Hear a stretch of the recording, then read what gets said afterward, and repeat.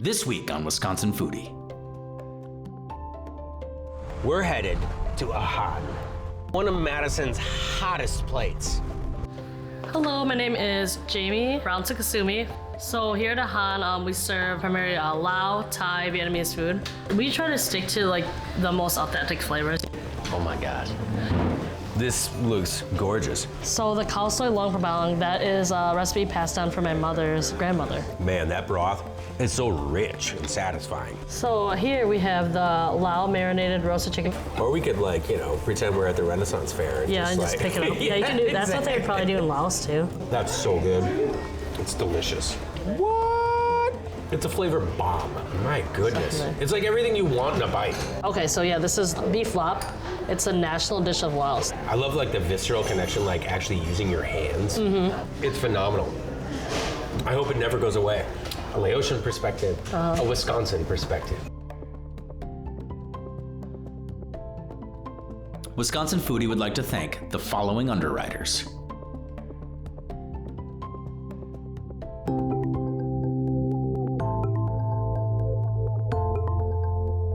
Today I'm in Madison, and I'm on my way to one of my favorite restaurants, Ahan. Chef Jamie has combined so many cultural elements, growing up in Beaver Dam, having a mother who's a Laotian refugee, and culminated them into one of Madison's hottest plates.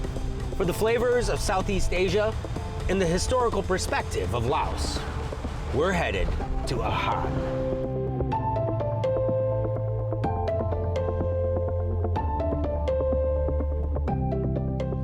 Hello, my name is Jamie Brown-Soukaseume. So here at Ahan, we serve primarily Southeast Asian food, primarily Lao, Thai, Vietnamese food. So I grew up in a Lao household. My mom and dad are both Laotian Chinese. As a child, my parents owned a Chinese restaurant in La Crosse. So I grew up there, and I grew up at some of my family owned Chinese American restaurant in Beaver Dam. So I always grew up in the restaurant, wanting to prep food, helping with packing carryouts. I was always just running around restaurants, ever since I was 3 years old. That's where mainly all my cooking background's from. My mom, she's definitely one of my biggest influences. I always say she's one of my favorite chefs. She's been cooking for almost 40 years. She has become more creative, it seems like, too, as well. When my mom's here in town, she's very much involved in the kitchen. She loves being in the kitchen. She loves cooking. When she doesn't work, she cooks all the time. We'll go to her house on Mondays and Tuesdays and whatnot. She'll already have a full meal ready to go. She loves cooking food here. She loves being in a restaurant setting. She's, cooked professionally for 37 years. She loves coming out here to talk to guests. She loves that. She's kind of like everyone's mom in the kitchen too. All the boys in the kitchen, she's shoots them she always says you're my son too. She always says that. She's really inspired me by, the different flavors she'll use. She'll go to Laos, come back, tell me what she's seen at the night market. She'll show me how they used to do things in Laos before, and then I'll show her how, how we've been plating or cutting things here, and she'll learn a lot, and, we kind of just inspire each other and work with each other so well, because there's just two different worlds that are coming together. Lao food, yeah, the flavors are very bold, very pungent, intense. We have a lot of citrus, fish, shrimp paste. They're very intense flavors, but somehow she gets them all to balance out. You have the sweet, spicy, fishy, sour, all those things, somehow she can balance all out, and it's just amazing to me.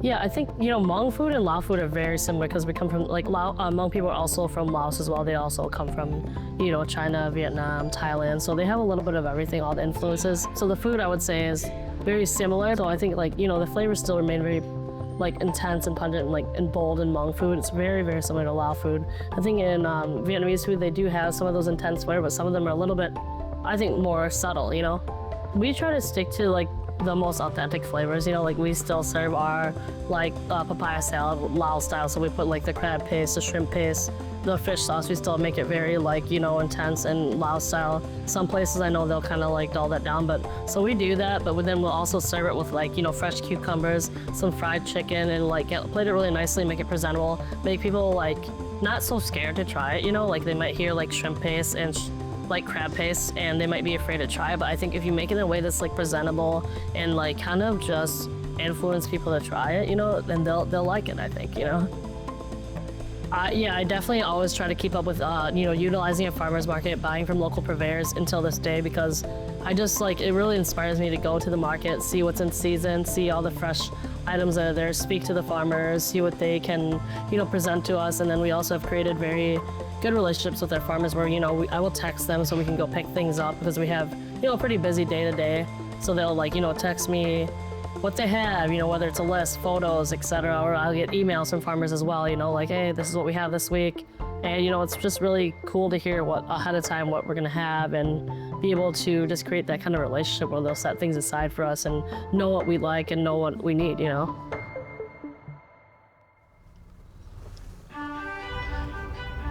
So yeah, we're headed to the Wednesday market. All right, so we've got 12 to 15 heads of cauliflower. We've got 60 pounds of zucchini. We've got 20 to 30 pounds of broccoli, I know that. Oh, this is Heather from Green Barn Farm. It's out of Ripon, Wisconsin. Not too far from here, but Heather provides us with tons of amazing produce. Yeah, like we said, we get the majority of our lettuce there, zucchini, broccoli, cauliflower, Roma tomatoes. They're very supportive of local farmers. I really appreciate them. You got the good stuff. Thanks, guys. Your food is phenomenal. Thank you. Cool. All right. Yeah, we're gonna get a couple more things as well. So we're at the Wednesday Dane County's Farmers Market. It's right off of MLK Boulevard. It's right off the square. It's a smaller market. There's probably about, I would say, 15 vendors here. There's a variety of vendors. There's produce, flowers, cheese, some meat, and also honey from Mary. Mary is the bee charmer. We use all honey from her. Could we please get 4 jars, and then we'll do 1 bee pollen. Okay. Yeah. Awesome. Yeah, this is bee pollen. Mary says if you have 5 a day, that really helps with your allergies. It's kind of crazy. It has this really concentrated taste of Yeah, we'll do 1 bee pollen. like honey. Familiar with my black locust comb honey? Yep, we're gonna definitely get some black locust. This is Manola's favorite too. That's one of her favorites. She drinks that with her tea every day. Oh, good for you. It's healthy. Yeah, I get a lot of inspiration from the farmers market. There's sometimes items that I forget that are gonna be in season, or just sometimes I see something new or something that might have not been used in a dish before that's Southeast Asian technically, but I kind of think of the flavors when I see them and all the colors and think about how I could utilize that, in something that I ate growing up. She got very excited. That's a Lao basil, itu. It's a type of Thai basil. It's called we call it pakitu. It's like a Lao basil. It's hard to find this specific variety of basil. This is really special to her. We'll get something from this bakery too. The croissants are really good. Hi, how are you? Yeah, 1 Queen Aman. Oh, you want that one? You want the one? Yeah, I like the big one. Look like that. I see they big. Not the same size. I like big. Oh yeah, my mom, she loves American food as well. She loves pastries. She loves croissants. She discovered a new croissant today, the Queen Aman. She loves that. So we gotta get back to the restaurant. It's getting 10:30 right now. We open at noon, so this is usually when we're in a rush. We usually stop and get a snack, and then we gotta rush back to the restaurant. So. The most benefit of using the produce at farmers market for me as a chef is all of it's so fresh. All of it's grown within within the 200 miles of here. Everything's so fresh. It's not the same as ordering something from a bigger purveyor. It's coming across the country. Everything is literally just picked or from the ground or just from the tree, in the last week. Food is a very big part of our culture, Asian American culture, whether it be Lao American, Hmong American, Vietnamese American. It really brings everyone together, and no matter when there's a gathering, there's always a lot of food, whether it's a wedding, someone's had a baby, a funeral, anything like that, any big gathering, there's always tons of food, and everyone's gonna make more food than we need at all times. They want people to bring home food, it's always something to talk about. That people share recipes, they share what they put in their pho versus what somebody else put in their pho. It's always a huge talking point and what brings people together, I would say.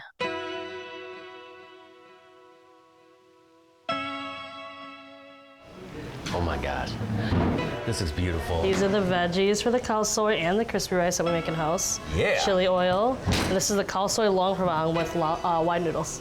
This looks gorgeous. And it smells so rich and like fortifying. I can't even begin to comprehend. Tell me a little bit about this dish. So the khao soi long prabang, that is a recipe passed down from my mother's grandmother. Okay. So what it is it starts as a base with like tomatoes that we cook down with ground pork, fermented beans, some salt, sugar, and then we end up adding like fish sauce to it when we pour the broth in. Sure. But basically we make the base with all those tomatoes and pork, and we kind of like let everything cook down and like create all these wonderful flavors, and then we make that base ahead of time, and then for service we warm the base up, put it with the noodles, and add the broth to it. Nice. Yep.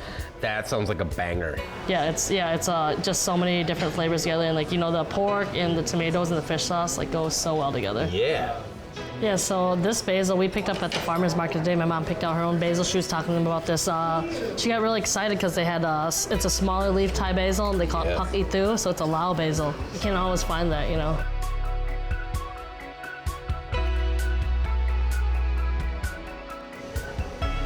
Like I get a little bit of the richness of the tomato, that sweet backbone. That is reminiscent of like so many cultures of food. But with the added element of the fish sauce and the heat and the noodle, and then you get the basil. And you get like So this good. fresh with the spicy. Man, that broth is so rich. I mean, it's rich and satisfying. You get like a little bit of that tomato backbone. You get some of the heat. You get obviously the herbaceous nature with the basil and all the aromatics. You get that crazy umami that I think only fish sauce can really provide. And I know that there are other ways to kind of work around it. Some people, have an aversion to it, but honestly, it's like one of those ingredients that's so ubiquitous in like so much food, like across different cultures. Worcestershire, fish sauce, that little bit of umami base. It just sings on my palate, and like the addition of the chili oil with the jalapenos, all that in there, the heat. This is really, really good. I've had like even a mother come in here with her kids. They go to UW, and they're she's like from Burma, and she was like, we expected this to be more Americanized and stuff, and she was like, the flavors are so authentic, but everything's very beautiful. And she was like, it just reminds me of home. It reminds my kids of home, and she was like, we're very happy that you're here, so they can have that while they're in town studying. For you guys. Oh man, thank you, Keely. Thank you, Chef. So here we have the Lao marinated roasted chicken. We get our chicken from Stack Farms. Cool. We have lemongrass Lao sausage. We have the chow mak len, which is a roasted tomato sauce. So today we picked up all those tomatoes from Heather at the market. Sticky rice is at every meal in Laos. Like they have sticky rice and they have some sort of dipping sauce that they call chow. Okay. It's usually some kind of vegetable with chili and garlic and fish sauce pounded together. They dip your sticky rice in there. They have their meat and the veggies, and they just use that as a vessel. Yep. It's amazing. It's almost like a You can utensil. open this up too. Yeah. Yeah, it's like they use mostly eat everything with their hands, unless it's soup. Talk me through how do you approach it with So for a this platter? dish, I would take some of the veggies. Probably take I would take the lime and just squeeze it all over the chicken. Get that really good. Oh my god. And then so you can kind of use the cabbage as like a vessel too. Yeah. And you can grab that. You can grab some sausage. You can grab your sticky rice. Yeah. You take some chicken, just cut some of that off. Sure.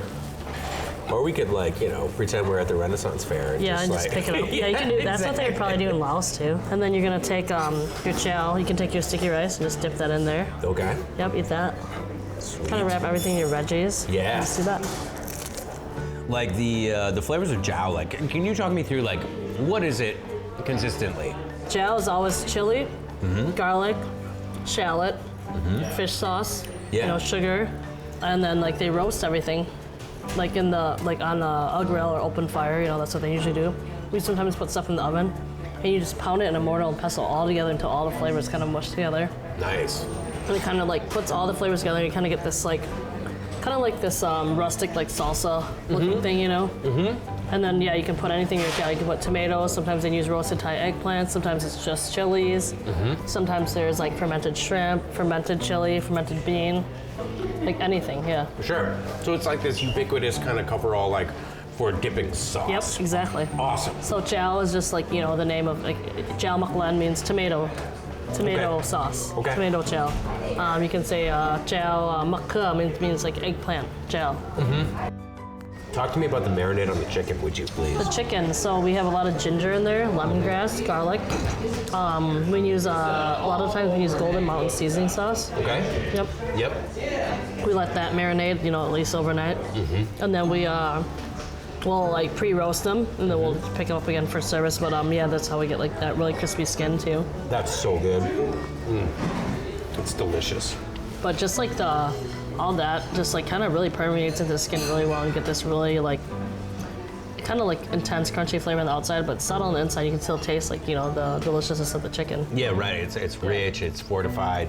You can get a little bit of that push pull between I have lime on mine I think now, but the sugar, the salt, all that rich roundness. Yeah, but it's not too intense dipping it with the tomato. Yeah, it's legit. Love that.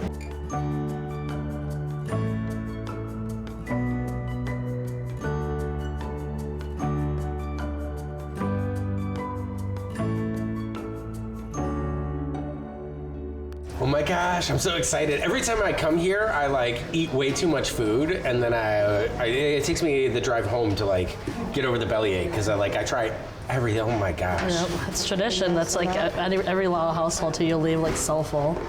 Keely's been to my mom's house, he knows. Really? Non-stop It's eating. non-stop? Yep. You can't stop eating either.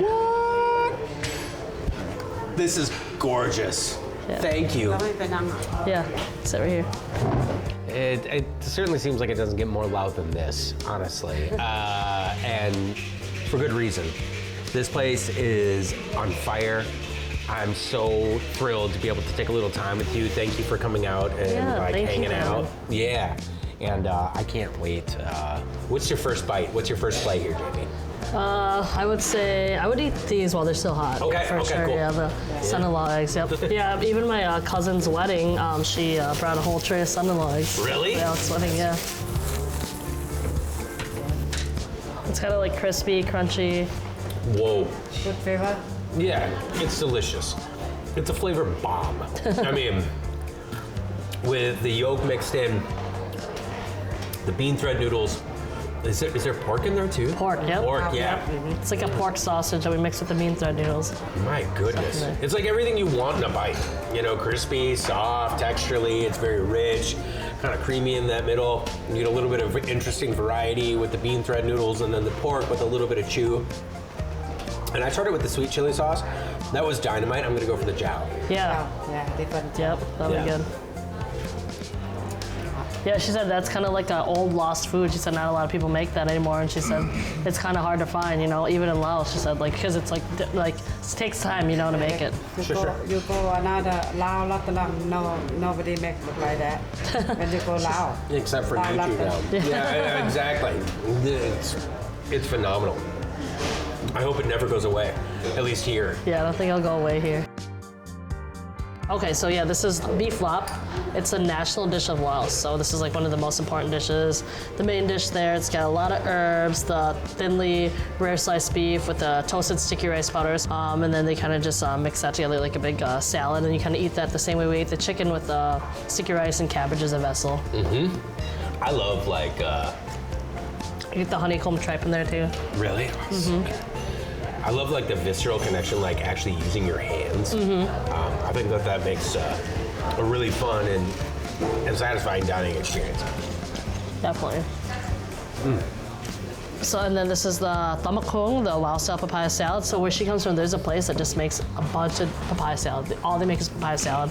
And that's where the Long Prabang style, they do those wild strips. And a lot of places you don't see those wide strips like that. Then we have the snake beans, cherry tomatoes from Baturan Farms. We serve with our lemongrass fried chicken, which we've become known for here. Yeah. So it's like chicken thighs marinated in lemongrass, turmeric, sugar, salt, pepper, and then we fry it in this really delicious, crispy dip. Yep.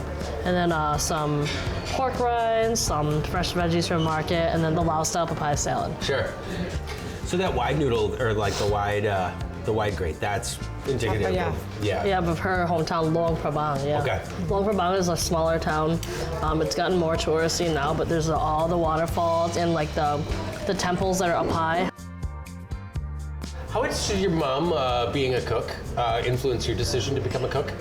Oh, I guess at first it wasn't like at first it was like she didn't want me to cook, you know. I didn't really think about cooking, you know, like because that's kind of just what she did as a job to survive, you know. Yeah, right. You know, like they're like going to school, like do this and that, you know. So at first it was like an anti-influence, you know, like you don't want to do this, we had to do it because we have nothing better to do. We can't do anything else. So we just moved to this country. This is what we have to do to survive. Sure. You know. Yeah. But then, you know, growing up and I think just seeing her cook and just like getting to really love food, it really inspired me, you know, and getting to work with her. Yeah. So at first it was like, I've said this before, it's like, I never really thought about food in this way until I started cooking professionally, you know, when I was 20. I used to just see as, cooking and people being chefs and cooks as a survival thing, you know? Yeah. Like they came here, they don't know the language and they only do this because this is what is available for them to do, that they can make a living. Sure. I never really looked at it as a creative outlook, you know what I mean? Yeah. I never thought of it as something that I could do to fulfill any creative desire or anything like that, you know? You're doing an amazing job. Thank you. You have the perspective, this dual perspective that's beautiful, right? A Laotian perspective, a Wisconsin perspective. Yeah. But yeah, speaking of that, you know, I love to see her in this era where she gets to be creative with her food and she's not doing it for survival anymore. She gets to have fun, you know. Right, exactly. It's just so beautiful to see that part. Totally. You've done an amazing job. You're doing an amazing job. Thank you. It's really incredible to see your story, your struggle, and your triumph all merged together on these plates. I mean, it truly is incredible. Well, thank you so much. Yeah, we appreciate you coming here. You know, it's a special place to us, and we're happy to share it with you guys. And I'll be back. Yeah. It'll be great. Yeah, thank you. I love this. Yep. This is good.